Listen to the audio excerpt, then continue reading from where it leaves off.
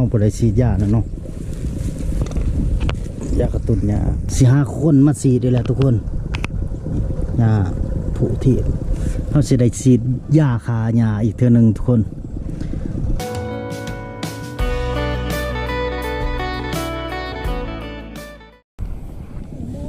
สวัสดีทุกคนวันนี้ครับเอา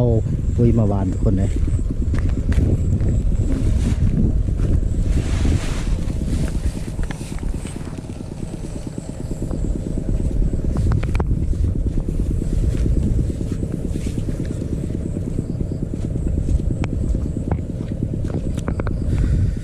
หมดกำหนดใส่ปุ๋ยล่ะ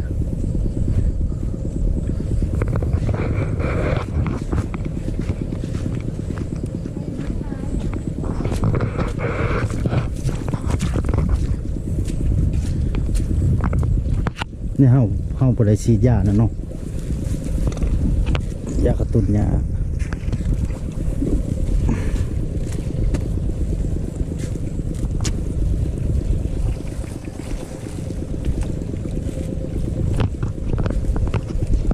ฉีดได้เหรอจ๊ะพี่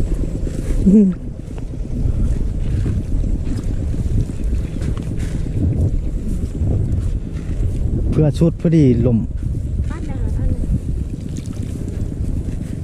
การเหย้าสิไหวอยู่ดอก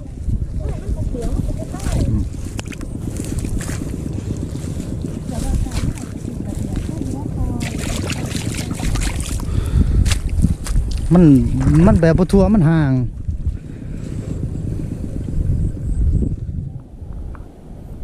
อันนั้นหูนะมันเด้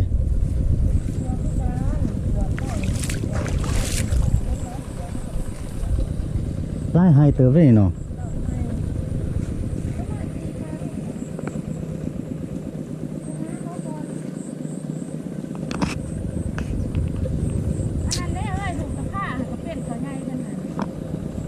มันเคยฉีดบ่วะโอ้เบิ้งสัญญาไปเบิ้ง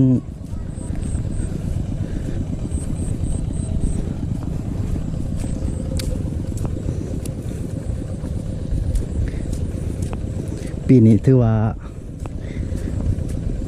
อย่าว่า100%ล่ะทุกคนมันเกิดเนาะเฮาบ่ได้สามลายคือปีแล้วนี่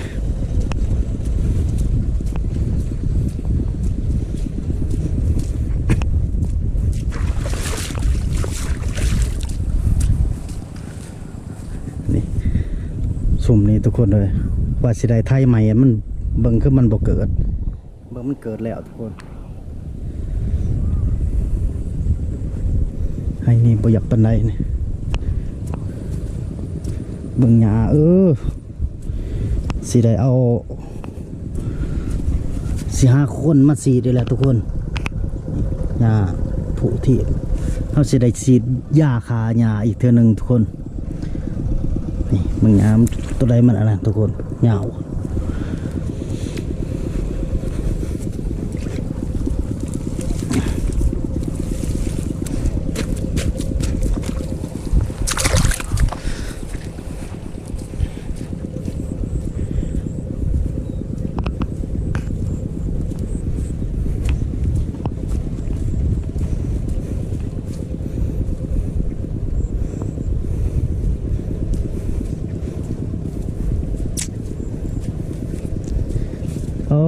เดินตัวนี้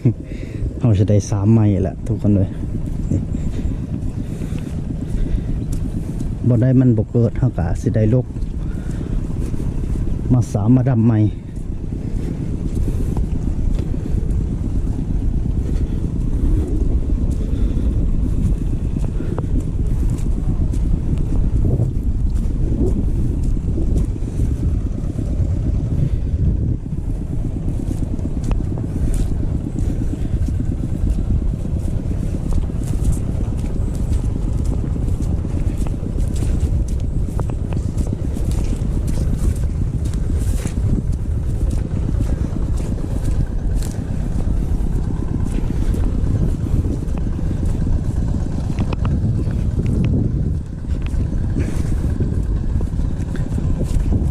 เบิ่งข้าเจ้า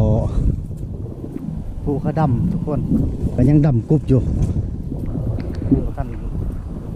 แล้วก็ได้เฮาหยอดผู้ที่เข้าหยอดมันแล้วเบิดแล้วทุกคน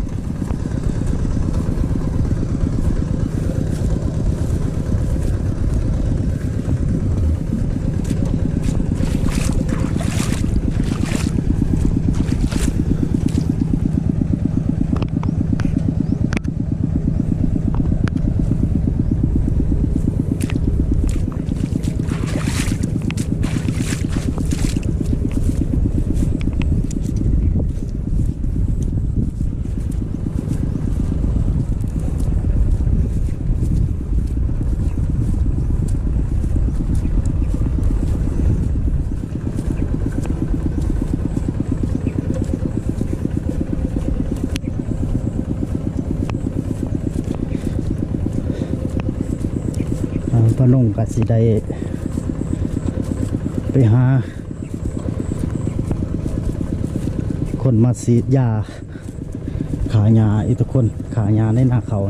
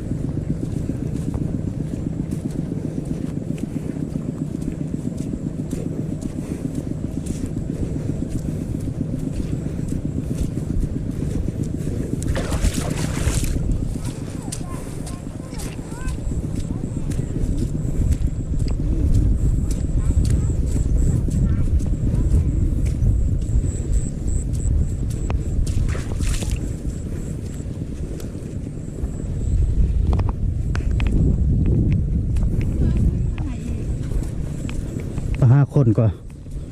เก้าอ้อหน่อย15เด้อเก้าหนึ่งมือกับผ้ากันเลยมันดูเด้อยังไงแล้วทำไม เบิ่งคนเบิ่งทุกคน เดี๋ยวเลือดจันด้ามอีก5 คน มีแต่หญ้าไป5 คนก็